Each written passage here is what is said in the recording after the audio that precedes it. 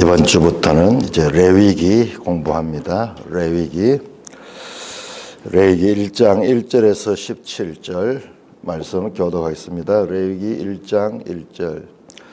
여호와께서 회막에서 모세를 부르시고 그에게 말씀하여 이르시되 이스라엘 자손에게 말하여 이르라. 너희 중에 누구든지 여호와께 예물을 드리려거든 가축 중에서 소나 양으로 예물을 드릴지니라. 그 예물이 소의 번제이면 흠없는 수컷으로 회막문에서 여호와 앞에 기쁘게 받으시도록 드릴지니라. 그는 번제물의 머리에 안수할지니 그를 위하여 기쁘게 받으심이 되어 그를 위하여 속죄가 될 것이라. 그는 여호와 앞에서 그 수송아지를 잡을 것이요 아론의 제사장들은 그 피를 가져다가 회막문 앞 제단 사방에 뿌릴 것이며 그는 또 그 번제물의 가죽을 벗기고 각을 뜰 것이요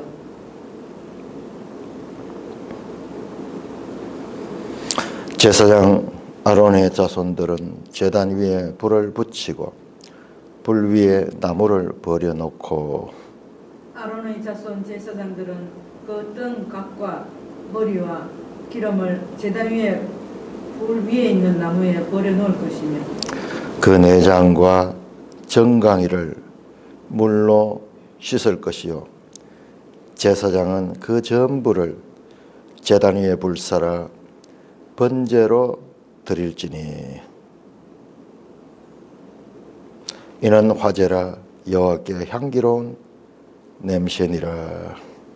만일 그 예물이 가축뼈의 양이나 염소의 번제이면 흠없는 수컷으로 드릴지니 그가 제단 북쪽 여호와 앞에서 그것을 잡을 것이요 아론의 자손 제사장들은 그것의 피를 제단 사방에 뿌릴 것이며 그는 그것의 각을 뜨고 그것의 머리와 그것의 기름을 베어낼 것이요 제사장은 그것을 다 제단 위에 불 위에 있는 나무 위에 버려놓을 것이며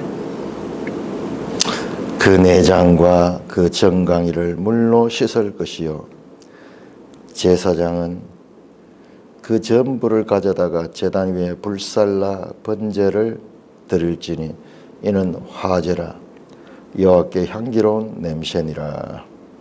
만일 여호와께 드리는 예물이 새의 번제이면 산비둘기나 쥐비둘기 새끼로 예물을 드릴 것이요 제사장은 그것을 제단으로 가져다가 그것의 머리를 비틀어 끊고 제단 위에서 불사르고 피는 제단 곁에 흘릴 것이며 그것의 모의 주머니와 그 더러운 것은 제거하여 제단 동쪽 재버리는 곳에 던지고 또 그 날개 자리에서 그 몸을 찢되 아주 찢지 말고 제사장이 그것을 나무 위에서 불살라 번제를 드릴지니 이는 화제라 여호와께 향기로운 냄새니라.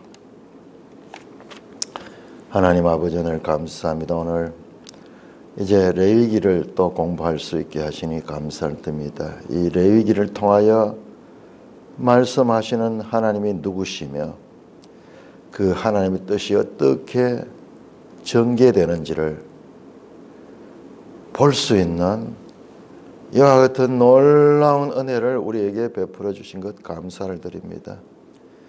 창조주 하나님께서 그 백성들을 구별하여 제사장 나라로 삼으시고 그 나라에 법을 세워주시는 이 놀라운 내용들 하나님 잘 깨달을 수 있도록 그리하여 우리가 영생의 길인 하나님을 아는 일에 더 온전해질 수 있도록 성령으로 지도하여 주옵소서. 예수님 이름으로 기도드리옵나이다. 아멘. 자, 우리가 이제 레위기를 공부를 하게 되는데 이 레위기 그러면은 우리 일반적으로 성경을 읽을 때 가장 어려운 부분이죠. 무슨 말씀인지 알 수도 없고 왜 이런 말씀을 하는지 알지도 못하고, 그리고 과연 이런 이 제사를 오늘날 드리지도 않았는데 이 제사가 왜 우리가 이 제사를 알아야 되는지 정말 여러 가지 의문이 많은 책이 레위기인 것은 저와 여러분들뿐만 아니라 모든 교회들이 느껴왔던 것입니다. 그러나 이 레위기를 제대로 이해하게 되면은 레위기만큼 재미있고 또한 레위기만큼 하나님의 뜻이 잘 나타나 있는 책이 없습니다. 우선 형식을 보세요. 형식을 보면 전부 하나님의 말씀이에요. 자, 여러분 한번 보세요. 우리 창세기, 출애굽기, 민수기 한번 보세요. 거기 하나님 말씀이 어디 있는가? 하나님이 직접 말씀하시는 건 수많은 인간들 이야기 가운데 가끔 가물에 콩나듯이 한 번씩 나타나셔서 네 아들 이삭을 바쳐라 뭐 이런 식으로 거기 아브라함과 사라와 롯과 그리고 그 가족들 간에 일어나는 여러 가지 이야기들 가운데 스토리잖아요. 그 스토리 가운데 하나님이 직접 명령하시는 법은 아주 짤막했습니다. 출애굽기조차도 마찬가지예요. 출애굽기도 보면은 하나님 말씀이 그렇게 많지 않은데 출애굽기 후반에 가면은 전부 하나님의 말씀이 뭐냐? 성막을 제작하는 거죠. 자, 출애굽기 창세기 보면 창세기 12장에서 50장까지 뭐예요? 50장까지 마지막 장까지 전부 스토리잖아요. 족장들의 이야기, 족장들의 삶, 아브라함이 어떻게 살았고, 그 다음에 그 아들 이삭이 어떻게 살았고, 그 다음에 그 이삭도 죽고, 그 다음에 그 아들 야곱의 삶이 있고, 그 야곱도 죽고, 그 요셉이 애굽의 총리였는데 거기에 이스라엘 12지파가 이 요셉 때문에 애굽에 가서 피신하게 되는 그 이야기잖아요. 전부 이야기잖아요, 이야기. 출애굽기도 마찬가지요. 출애굽기 1장에서 24장까지가 이야기입니다. 그렇게 해서 이 약 70명의 이 12지파들이 애굽에 들어가서 거기에 살다가 애굽에 요셉을 알지 못하는 왕이 일어나 가지고 세월이 이제 많이 지나버렸죠. 많이 지나버리니까는 이 사람들이 이스라엘 사람들을 애굽 사람들이 박해하죠. 그래서 그 종살이 하면서 어려움을 겪고 있다가 그때 하나님께서 모세에게 나타나서 모세를 통해서 이스라엘을 구하겠다는 이야기죠. 그때 3장에 잠깐 나타나 가지고 하나님께서 말씀하죠. 에고 에이미, 하나님 당신이 누굽니까? 이게 70인역으로 보면은 에고 에이미예요. 스스로 있는 자다. 그렇지만 그 하나님 말씀은 짧게 한마디 나옵니다. 그리고 하나님께서 명령하시고 그 모세가 또 그 하나님과 이야기하는 그 이야기들이 쭉 나왔다가 그래서 이스라엘 백성들이 출애굽하고 그 다음에 거기에서 시내산에 도착하는 이야기, 그리고 그 시내산에서 하나님께서 이스라엘 백성과 언약을 맺는 이야기가 1장에서 24장까지 이것도 스토리예요. 이것은 이스라엘 스토리. 자, 그런데 출애굽기 25장에서 40장까지는 뭐냐 그러면은 이게 스토리가 아니고 법이에요. 법. 명령. 사람 이야기 아니고 하나님께서 모세에게 성막을 만들어라. 성막을 만드는 데는요, 사람의 국리, 사람의 디자인이 아니고 철저하게 하나부터 끝까지 하나님께서 명령하신 대로, 하나님께서 이렇게 하나를 만들어 주신 법대로 성막을 짓는 것입니다. 그래서 법 이야기예요. 법 이야기. 자, 이어서 나오는 레위기 1장에서 이제 쭉 우리가 살펴보겠는데, 앞으로 살펴보겠는데, 일단 레위기 1장에서 10장까지만 나눠봅시다. 앞으로 이제 점점 더 알아가야 되죠. 자, 연결되어 있습니다. 그리고 그가 말하셨다. 레위기 1장 1절이 이렇게 시작이 돼요. 그리고 가는 말은 뭐냐? 요 앞에 이제 성막을 다 만들고 그 성막에 이 하나님의 임재가 나타나는 그 일이 있은 다음에 그리고 그가 말하셨다. 그가 누구냐 하면 여호와 하나님이요. 하나님께서 누구에게 말하셨다? 모세에게 말하셨다. 보세요. 이 히브리어 성경에 보면요, 바 하는 것이 이제 그리고거든요. 바 이크라 카라 하는 소리 부르다 뭐 이런데 엘 모세 그리고 모세를 불러셨다. 그래서 히브리 성경에 이 레위기의 이름은 바이크라예요. 바이크라. 그리고 부르셨다. 그리고 부르셨다. 우리 이 지도책 한번 볼까요? 지도책에 히브리어 정경 나오네요. 그렇네요. 자, 391쪽 한번 보세요.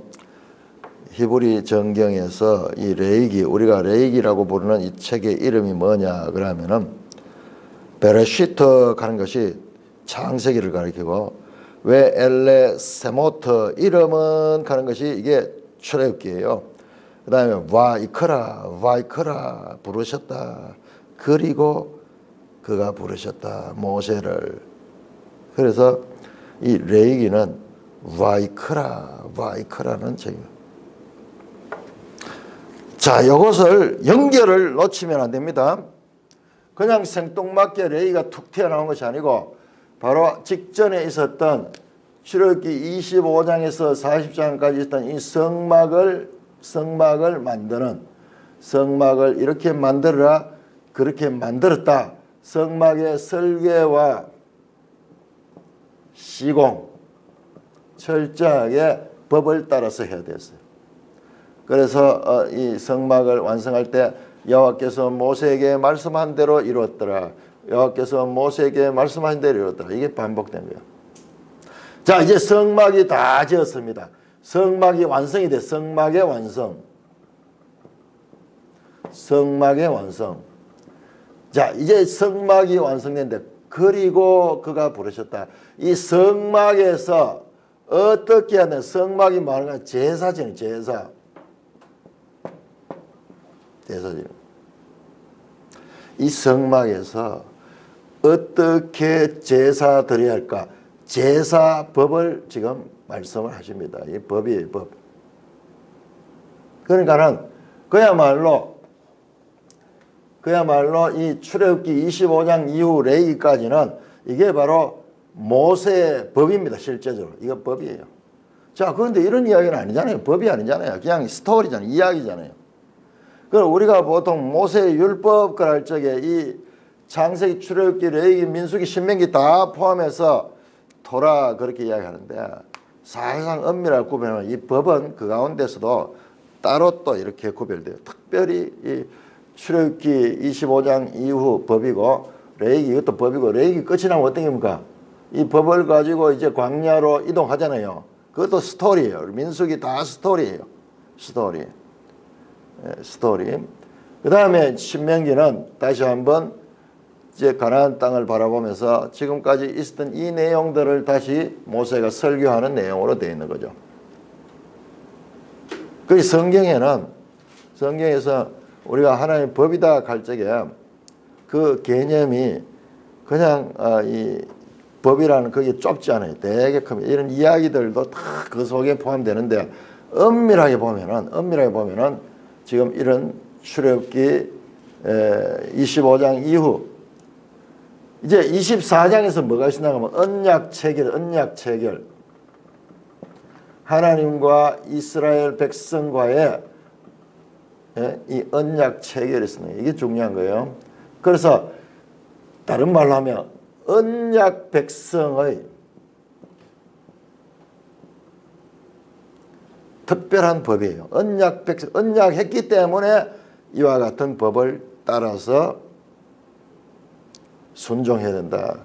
언약 백성의 생활이라고 할까요? 언약 백성은 이렇게 살아야 된다. 이와 같은 연결점. 레위기와 뚝 출애굽기가 뚝 끊어서 봐버리면 더 어려운 거예요. 그런데 저렇게 성막을 줬는데 이제 그러면 그 성막에서 뭘 하는가? 무엇하기 위해서 이렇게 출애굽기 25장에서 40장 이르기까지 긴 성막을 설계하고 그다음에 그 성막을 시공했는가? 왜 이렇게 길게 이렇게 이야기? 이것도 우리가 무슨 말인지 알 수 없는 이야기예요. 그런데 거기에서 뭐냐? 이 제사를 드릴 수 있는 그 공간이었다. 그래서 이 성막에서 어떻게 제사를 드려야 되는가? 이스라엘 백성들은 언약 백성이기 때문에 특별한 하나님과의 관계에서 이와 같은 법을 가지게 되는 것입니다. 그거 없이 그냥 이렇게 봐버리면요, 밑도 끝도 없게 나오죠. 하나님 말씀이에요. 이것은 하나님 말씀입니다. 그래서 그러면 제사는 무엇이냐? 제사는 무엇인가? 제가 이걸 한번 찾아봤어요. 우리도 이 제사를 드리잖아요. 조상들을 기일을 따라 가지고 제사를 드리고 또 명절 때 제사를 드리고 참 얼마나 그 제사를 모시는 종부집은 그야말로 1년 내내 제사를 위해서 사는 것처럼 그렇게 큰 일이 제사입니다. 첫째, 비용도 많이 들죠. 그 다음에 비용이 아무리 있어도 그걸 준비하는 과정이 보통 과정이 아니잖아요. 그 뼈대 있는 종부집에는 일생 제사 드리는 거예요. 그럼 왜 제사를 드리는가? 왜 제사를 드리는가? 제사가 무엇인가? 막상 물어보면은 사람들이 제사의 목적에 대해서 잘 모르는 것 같아요. 왜 제사를 드리는지. 심지어는 요즘 젊은 사람들은 제사 드린 날이 뭐냐? 친척들이 모여가지고 서로 싸우는 날이다. 제사 때 모여가지고 그렇게 많이 다툰대요. 불과 10여 년 전만 해도 제사 드리는 시간이 밤 12시야, 밤 12시. 근데 요즘은 그 좀 처음에는 그거 고소한다고 사람들 그렇게 하다가 점점점 이제 타협해가지고 이제 저녁 시간에 제사를 드리기도 하는데 왜 제사를 드릴까? 왜 그렇게 많은 시간과 노력과 물질을 들여서 그 제사를 드려야만 할까? 그건 정작 잘 모르는 것 같아요. 내가 한번 찾아봤어요. 왜 제사를 드리는가? 거기에 대한 답이 없어요. 그날 음식을 푸짐하게 차려가지고 이 돌아가신 그 조상들이 배를 골지 않도록 그 와서 음식을 차려드린다. 살면서 그 먹고 사는 문제에 너무 허기지고 늘 배불리 못 먹고 살았던 그 조상들을 위로한다고 그렇게 차렸는데 그거 무슨 의미가 있어요? 조상들이 그걸 어떻게 먹어요? 그리고 나서는 또 자기들이 다 먹잖아요.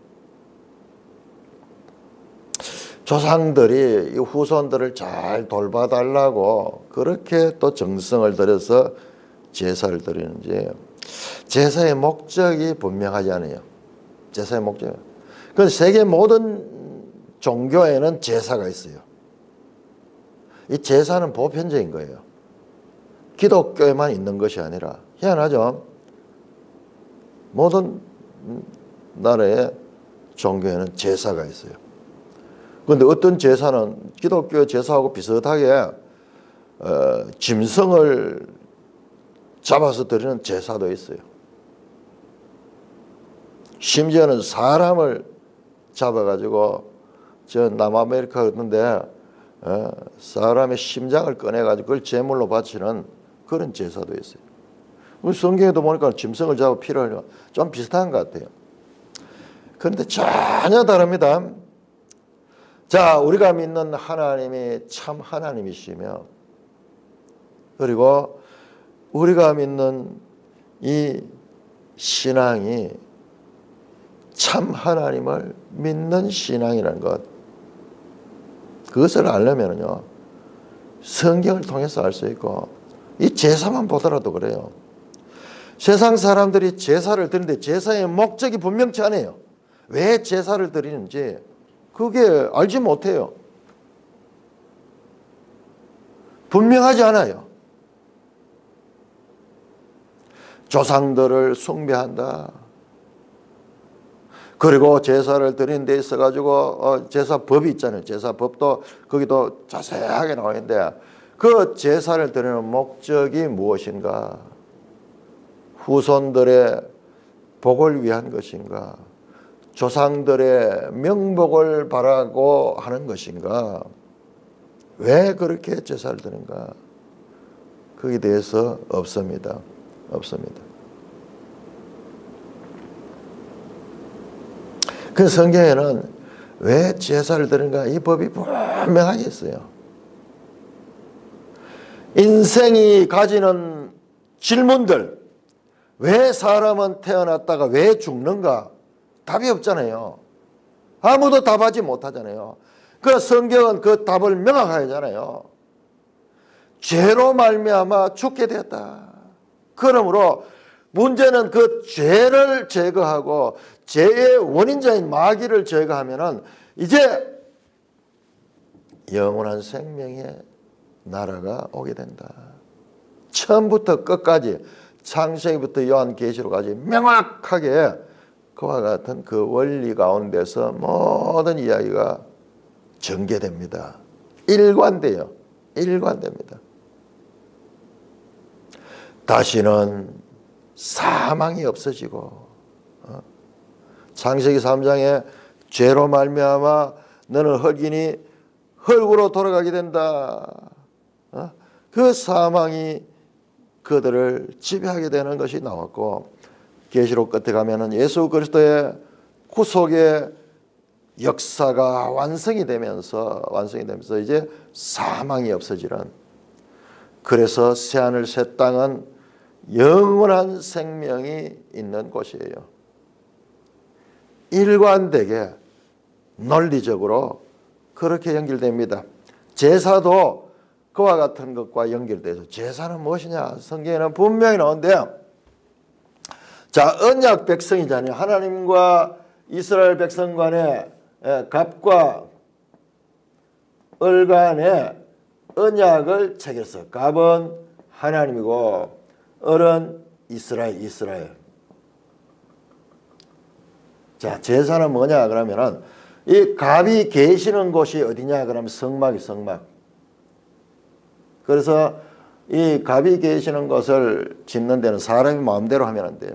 철저하게 하나님의 법을 따라서 그렇게 성막을 짓고 그 성막 안에 지성소가 있죠.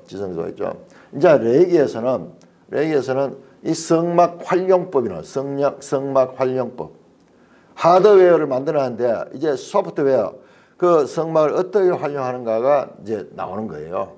먼저 제사를 드리고 그 다음에 제사장은 하고 그 다음에 절기도 나오고 다 여기 나오는 거예요.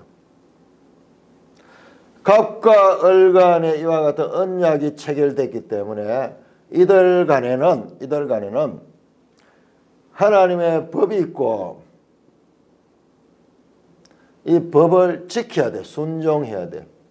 이럴 때 이 언약 관계가 유지가 되지만은 그러나 이 하나님의 법을 불순종하게 되면 하나님의 법을 불순종하게 되면 이것이 하나님과의 관계가 깨지는 거예요. 하나님의 명령에 대한 불순종이 뭐냐 하면 이게 바로 죄예요. 죄.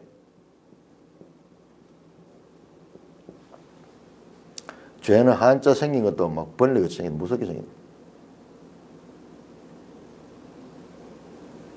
그러니까 하나님의 백성이 되면은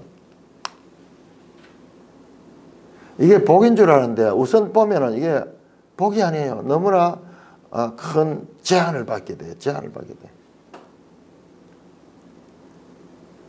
그 법을 지키지 못하는 것이 죄가 되고 그 죄는 이 하나님과의 관계를 멀어지게 만든다. 이 죄 지은 사람이 이 죄를 처리하는 것이 바로 제사법이에요. 제사법. 그런데 그것만 있는 게 아니에요. 더 깊은 의미가 있습니다. 죄와 관계없이도 이 하나님과 그 백성과의 관계를 더 화목하게 하고 더 정진시키는 제사도 있어요. 제사도. 그러나 그 제사의 가장 기본 것은 이 죄 문제를 처리하는데 이 죄 문제를 처리하기 위해서 사람이 지은 죄를 대속하는 그 소나 양이나 짐승에게 안수해서 내가 죽어서 이 죄를 지었기 때문에 죄의 삭선 사망인 사망, 죽을 수밖에 없는 이 사망의 죄를 대속하는 개념. 대신 죽는 재물이 있어. 재물. 뭐지?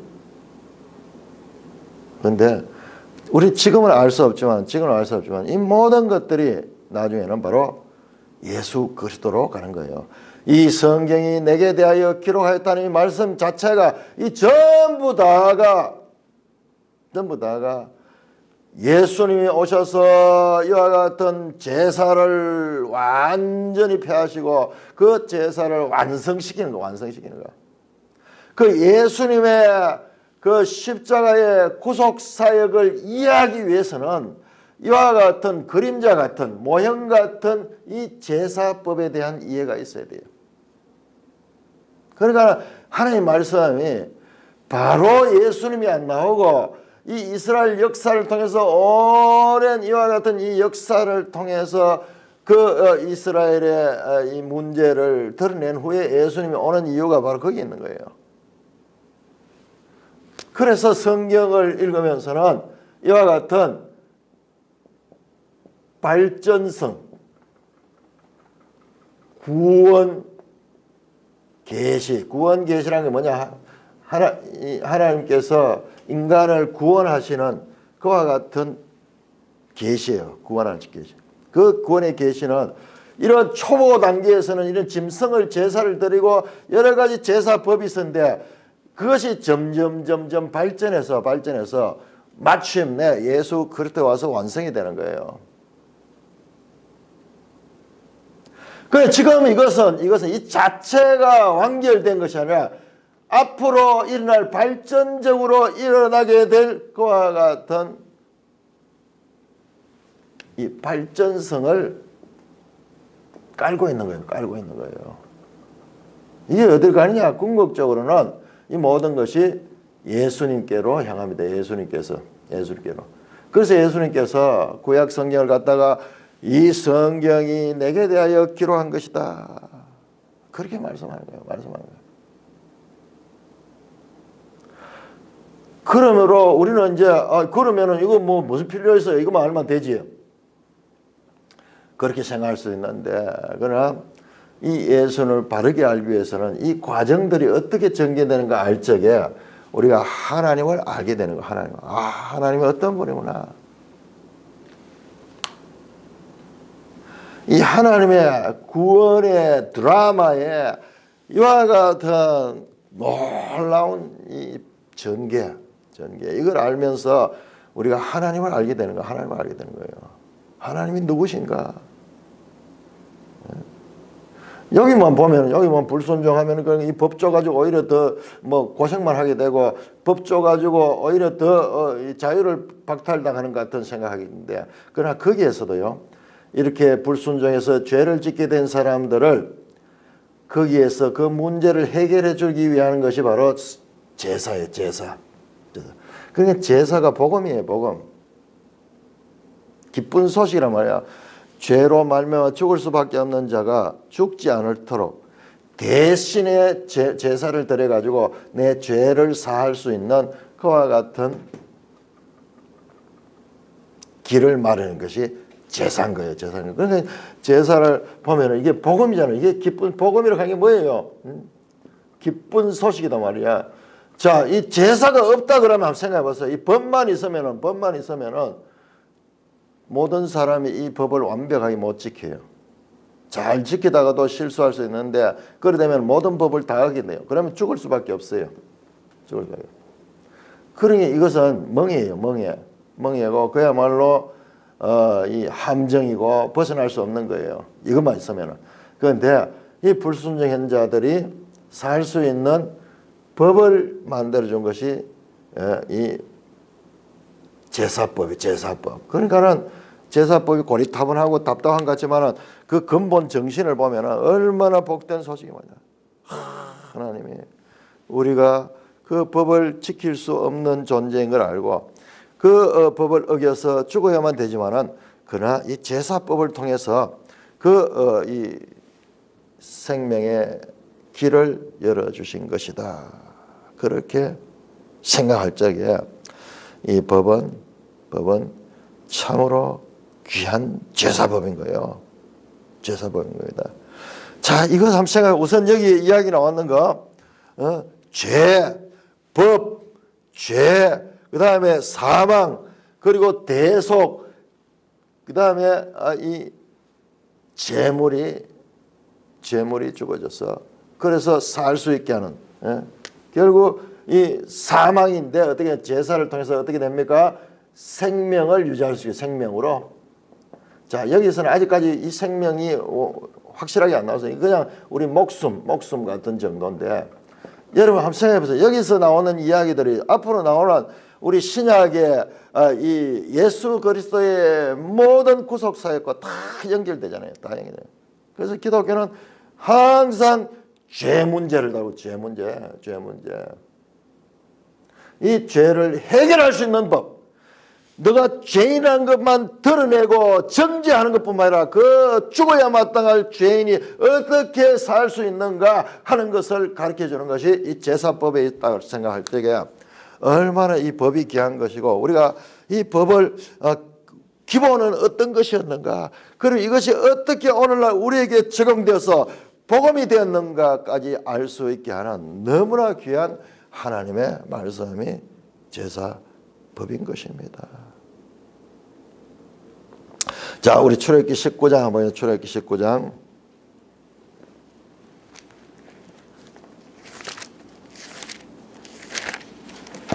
출애굽기 19장은 이스라엘 백성들이 애굽 종살이하다 이제 하나님과 언약을 맺는 그와 같은 장이잖아요. 19장 보세요. 19장 5절 6절 우리 같이 한번 읽겠습니다. 자, 여러분 이스라엘 백성의 역사를 알아야 됩니다. 이게 그래서 모세오경이 연결되어 있는 거예요. 이거 하나도 지금 과정을 모르고 보면은 어려운데 그 과정을 알고 보면은 이 모든 것이 논리적으로 되어 있어요. 논리적으로. 자, 19장 5절 6절 같이 읽습니다. 시작. 세계가 다 내게 속하였나니 너희가 내 말을 잘 듣고 내 언약을 지키면 너희는 모든 민족 중에 내 소유가 되겠고 너희가 내게 대하여 제사장 나라가 되며 거룩한 백성이 되리라. 자, 이스라엘은 뭐냐? 이 언약을 말하면서 제사장 나라예요. 제사장 나라. 이스라엘 자체가 제사장 나라입니다. 그리고 이 세상 모든 백성들 가운데 구별된 그와 같은 제사장 나라예요. 그러니까 그 제사장 나라의 법이 바로 이 율법이고, 그 제사장 나라가 이 행해야 되는 법이 바로 제사법인 거예요. 제사법. 얼마나 놀라운 은혜입니까? 은혜입니까? 그런데 보세요. 이야기 나오는 김에 다른 세상의 제사들 한번 보세요. 세상의 제사들. 여러분, 각 나라 이 제사는 보편적인 거예요. 기독교만 있는 게 아니에요. 그런데 기독교가 말하는 이 제사와 이 세상 나라들의 제사가 완전히 달라요. 이거 말씀드렸죠.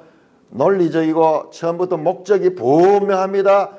분명한 목적이 있습니다. 그러나 그쪽에 그런 목적이 별로 없어요. 그냥 이 땅에 사는 사람들이 복받기 위해서 하는 거지. 형식은 비슷해요. 심지어는 제물을 드리기도 합니다. 그 그리스도 보니까는 소를 잡아가지고 막 제사를 드리고 그렇게 하더라고요. 형식 비슷하지만은 그 내용은 완전히 다릅니다. 완전히 다릅니다. 완전히. 그러니까 마귀는 거짓의 아비거든요. 온 세상에 이 제사법을 퍼뜨려가지고 이 기독교의 제사도 여러 세상의 제사 가운데 하나처럼 알도록 그렇게 만들어놨는 거예요.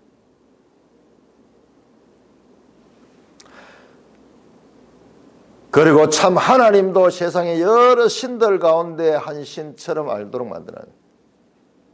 그러나 완전히 달라요. 완전히 달라요. 완전히 달고.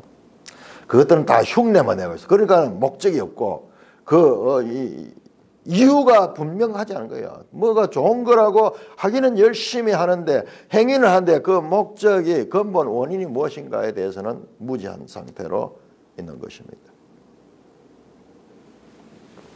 자, 이런 걸 생각하면서 우리가 오늘 본문을 한번 살펴보겠습니다. 자, 여호와께서 해막에서 모세를 보니, 이 해막은 성막을 가리킵니다. 바로 앞에 이제 성막 완성했다는 것을 기억해야 됩니다. 성막이 완성됐다는 것을 기억하고 레위가 이어집니다. 그저 이어지는 얘기 책별로 따로 된 거 아니에요. 와이크라, 그리고 그가 부르셨다. 모세를 부르셨다. 이스라엘 자손 중에 예물을 드리거든. 어떻게 드리냐? 3절을 봐서 소의 번제입니다. 그 번제를 어디서 드리냐? 흠없는 수컷을 잡아가지고 번제는 불태워 드리는 거예요. 불태워서 드리는 제물을, 완전히 제물 자체를 전부 불을 태워가지고 드리는 거예요. 자, 지금 여기에서부터 해서 우리가 이 8장까지인가 이렇게 가면서 제사 5개가 나옵니다. 5개 제사, 5대 제사는 5대 제사. 그 가운데 첫 번째 이제 번제가 나와요. 번제. 그 다음에 두 번째 소제. 그 다음에 세 번째 화목제. 네 번째 속죄제. 그 다음에 다섯 번째 속건제. 내가 지금 요 순서는 맞는지 모르겠는데 요 5대 제사를 지금 가리킨 내용이 나옵니다.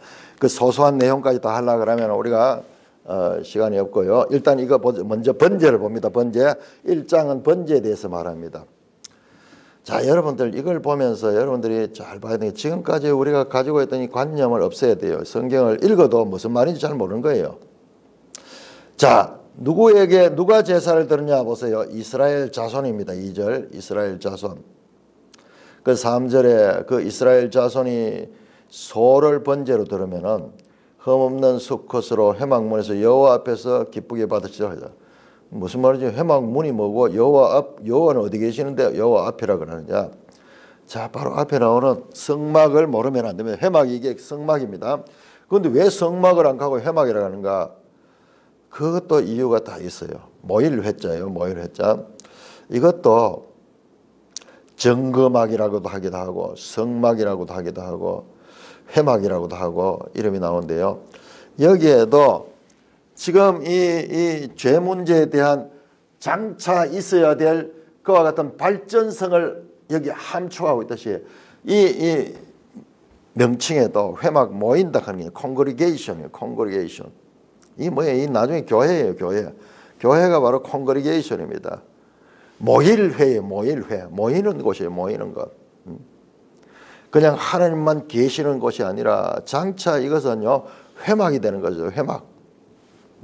그것과 연결되는 거예요. 그러니까 구원 계시의 발전성을 여기에 머금고 있는 거예요. 머금고. 지금 아직까지 드러나지 않지만 이것이 이스라엘 역사를 통해서 예수님이 오실 때까지 쫙 와서 이게 이제 꽃이 피는 거예요. 꽃이 피는 거예요. 마치 식물이 그 삭시 올라와가지고 그렇게 이 장차 이 꽃이 필 때까지 이 과정이 있는 것처럼 하나님의 구원의 역사도 그와 같은 과정을 가지고 있는 것입니다. 자, 소를 드리면 어떻게 하냐? 회막문에서 이 성막에서 문에서 여호와께 기뻐 수컷을 택해 가지고 드리라. 이거 왜 수컷이냐? 자, 이런 것까지 알 수 없고 그냥 명령이에요. 명령. 그럼 순종하면 돼요. 자, 그리고 보세요. 4절 그는 번제물에 머리를 안수할지니 그를 위하여 기쁘게 바를 삶을 속죄가 될 것이다. 그는 여호와 앞에서 그 수송아지를 잡을 것이요. 자, 제사인이 다 해요. 자, 우리가 여기서 이제 좀 구별하겠습니다. 제사인이 있고 제사장이 있습니다. 제사인은 그냥 이스라엘 백성이에요. 이스라엘 백성. 제사장은 성막에서 제사를 위하여 구별된 직임을 맡은 자예요. 그런데 우리가 이거 보세요. 지금 제사인이 이 모든 것을 다 합니다. 제사인이 소를 택하고 수컷 소를 택하고 그거를 또 잡아요. 아, 이게 얼마나 힘들겠어요. 여러분 소를 도살한단 말이에요. 도살.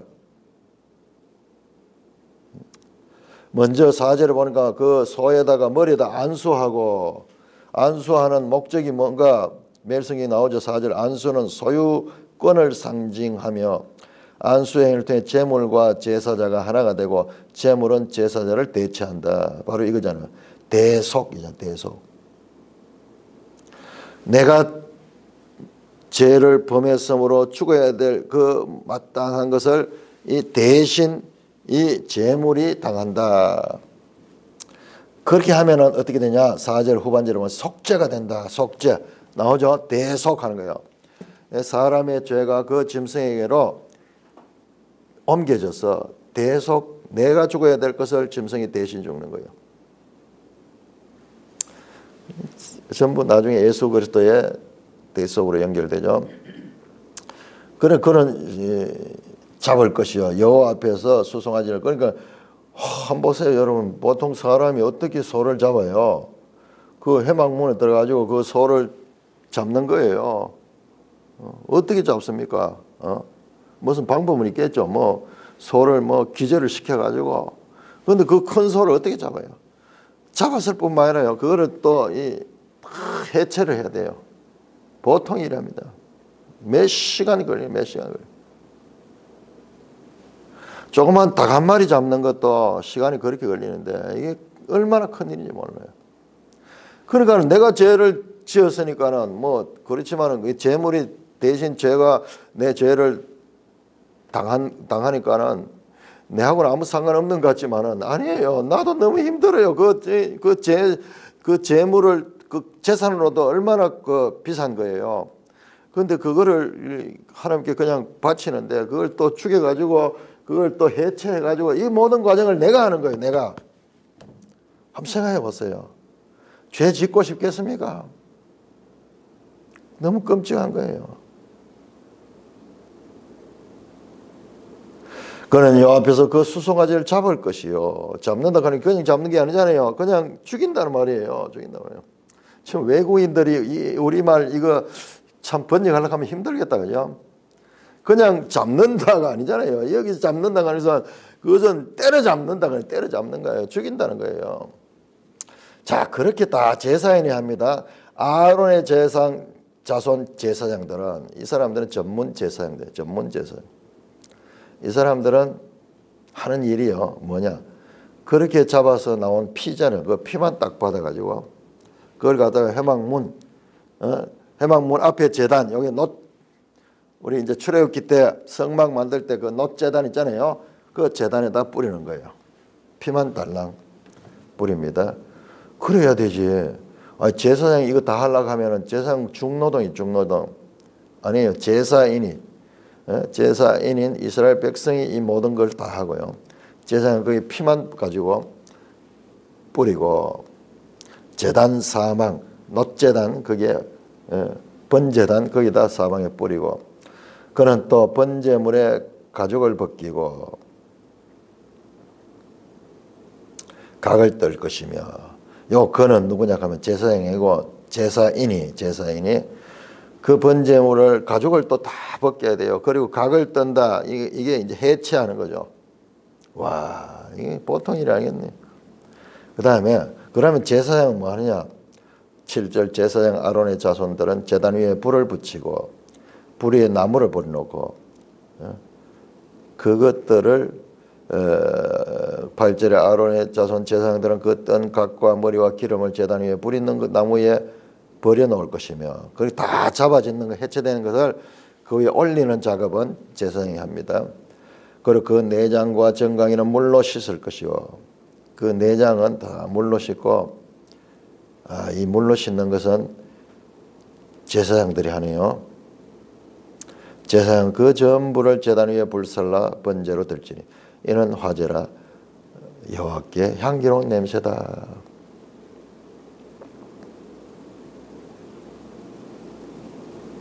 자, 그 내장하고 정강이는 물로 씻어가지고 뭐 내장 안에 똥도 있고 이렇죠.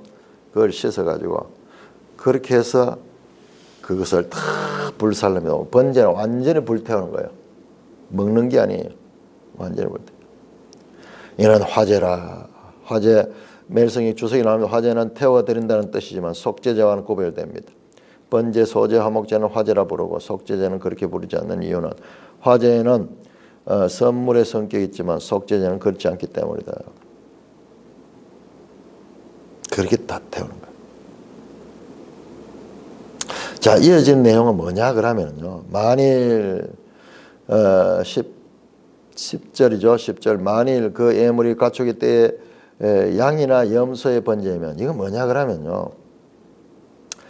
3절에 소를 드렸잖아요. 소 기본이 소에 소를 번제로 드려야 돼요. 그런데 그럴 형편이 되지 않는 사람 소가 없거나 그럴 형편이 되지 않는 사람은 양이나 소를 그렇게 드리는 거예요. 그 방법은 똑같아요. 자, 그래도 안 되는 사람. 자, 14절에 만일 여호와께 드린 예물이 새 번제이면 이 사람은 양이나 또 염소도 드릴 수 없는 형편인 거예요.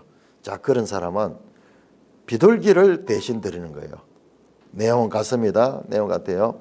자, 이 번제를 드리는데 여기에 세 가지의 번제가 나오는데 이게 뭐냐 그럼 세 가지 종류의 번제가 따로 있다는 것이 아니고 이게 소의 번제를 드는 것이 이게 원칙인데 그럴 수 없는 사람은 그 대신 양이나 염소 그 다음에 그것도 안 되는 사람은 비둘기나 집비둘기를 드리는 그와 같은 것이다. 동일하게 하나님께 효과는 있어요. 그래서 보면 그 끝에 보면은 이는 여호와 화제라 여호와의 향기로운 냄새니라. 그 다음에 13절도 이는 화제라 여호와께 향기로운 냄새라.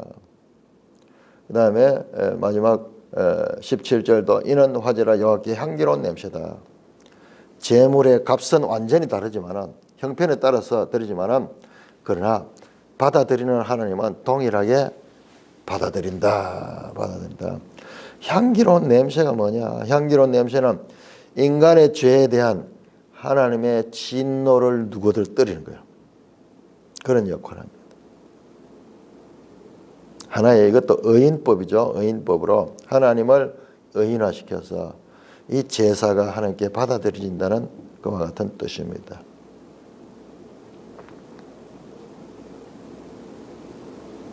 완전히 불살라 드립니다.